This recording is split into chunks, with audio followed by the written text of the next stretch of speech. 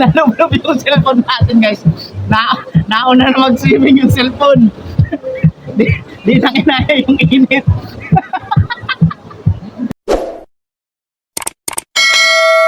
What's up mga kalayas, at tayo ngayon ay maglalayas dahil holiday ngayon, ano.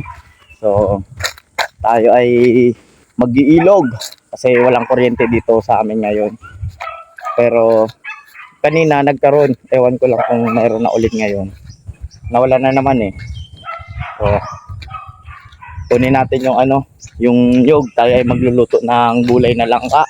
Si Boss B ay naandun sa bahay, nagpe-prepare na siya nung ano niya, yung lulutuin na langka. So ayun, nandito yung nyug na kami natin. So ilang kaya ang dadaling ko? Dalawa lang siguro pwede na. So yan ang kagandahan mga kalayas pag nakatira ka sa gantong lugar, pag sa Nyugan, sa province ka. So yung mga ano, di ka problema minsan sa mga lutuin, ano, basta't masipag ka lang, meron ka lang pantanim, di ka problema sa mga lutuin. Kaya yan, meron kaming langka. Pero yung langka hindi galing dito sa Nyugan kasi walang bunga yung langka dun eh. Dun oh, yung malapit kay ano, wala pang bunga. Pati yung langka dito, dyan, wala din bunga.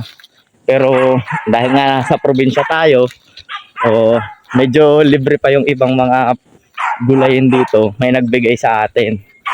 Nagsabi lang kami kanina, naghahanap kami ng langka. May nag-abot sa amin ng langka. Oh, and this si Boss B, oh. Hoy, shout out po mga kalayas officer. Luluto po min langka sa pagtikan kasi dahil brand out today. Siyempre, pag brand out today, mainit masyado. Dito lang po sa pero sa amin, meron, nagkaroon sa atin ano pare, kanina wala.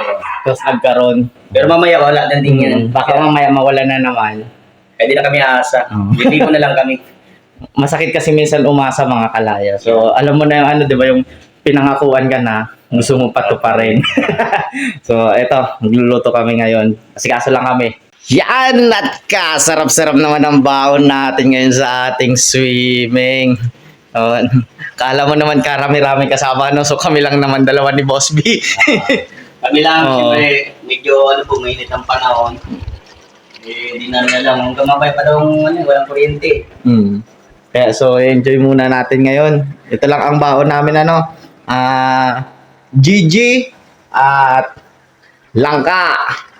So ganyan lang ang buhay sa probinsya. Minsan mag-enjoy lang tayo.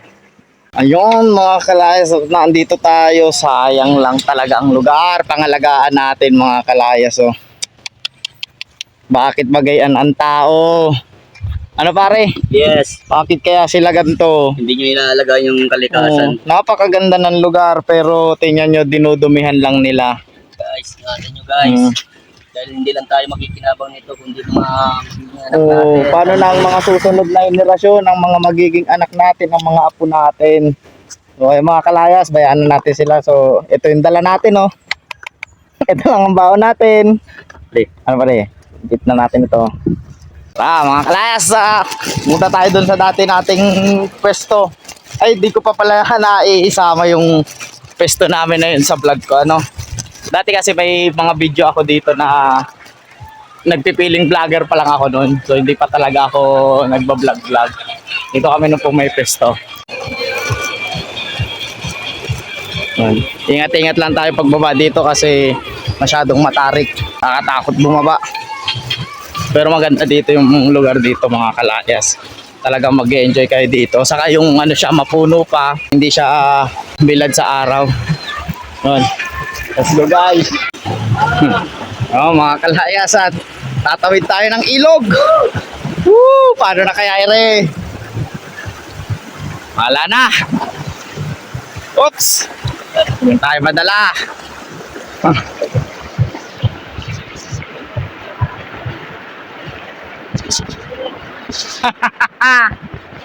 Yan. Ganda.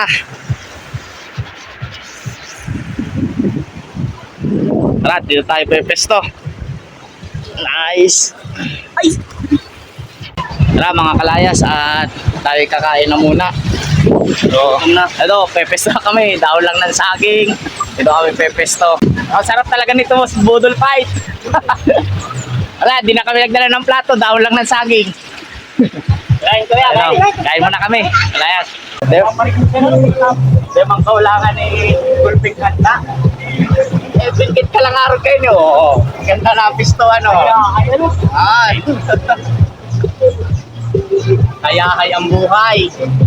Tamang ano lang. Paligo lang. Ano? Ano mo yan? Guys, kain tayo guys.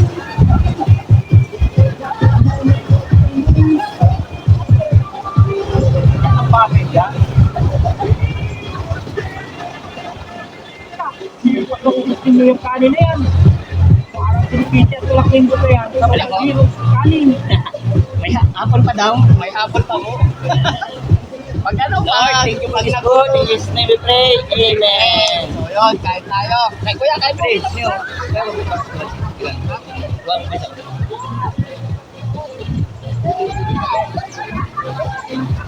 Yan. Thank you. Yan ang gawin. Ay, sarap. Dito, umagang ka dito. Maganda dito mga Dito po kami talaga napisto. Kami na-presto. Kain po, kuya. Ano, kain. Kain, guys. Napaka dito, napaka presko. Malilim.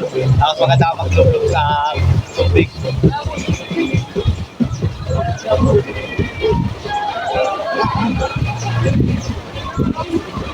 Pisa.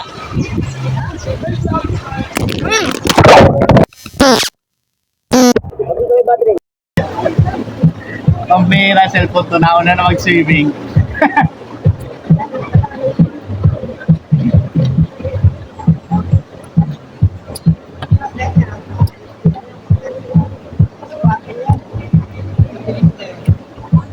Kumain.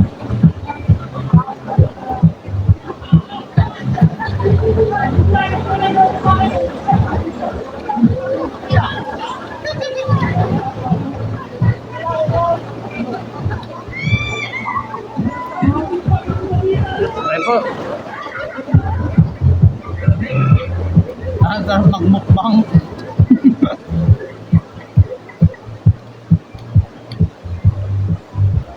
Kahit dalawa lang natutuloy. Yung mga bagay na nagpapasaya sa atin. Dapat hindi yan hinahadlangan ng kahit ano pa man.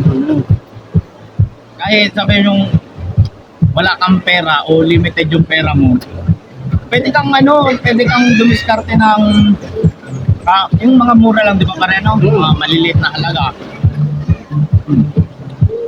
Ayun niya guys, yun lang ka. Binigay lang sa amin. Salamat po pala sa nagbigay. Pag napanood mo to, shout out sa iyo. Nagbigay, ay, natalon. Na nagbigay nung langka. Bali ang gusto natin nasa 300, ano? Parang wala pa ng 300. Manggal lang po. Kasi yung nyog, galing sa farm yung nyog. So, nakalibre din tayo doon.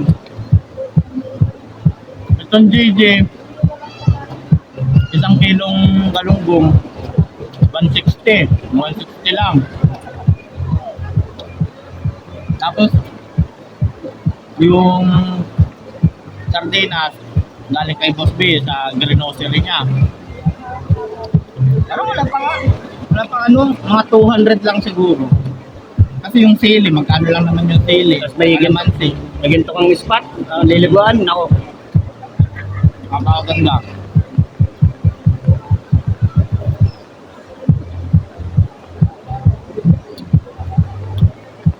Kaya sana, alagaan yung mga ganitong mga spot para yung mga susunod na henerasyon, ma-enjoy pa nila. Saka, yung mga lalaba ka para, siyempre pag matanda na tayo, yung mga susunod na henerasyon, pag nakabalik tayo sa lugar na ito, siyempre kwento natin dun sa mga bata-bata pa yung mga experience natin. Mga kwento mo na nung kabinataan namin, dito kami tumatambay.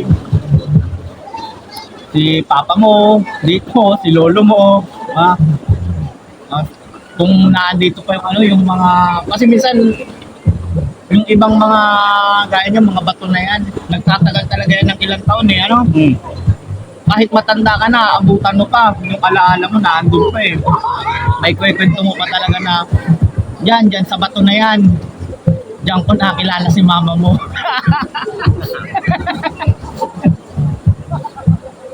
Nakandang alaala. Hindi. Diyan nagsimula ang pagmamahalan namin ng mama. Ang ng lola mo. Ah. Pero talaga may mga ganyan talagang kwento. Yung lolo ko nga, may ganyang kwento eh.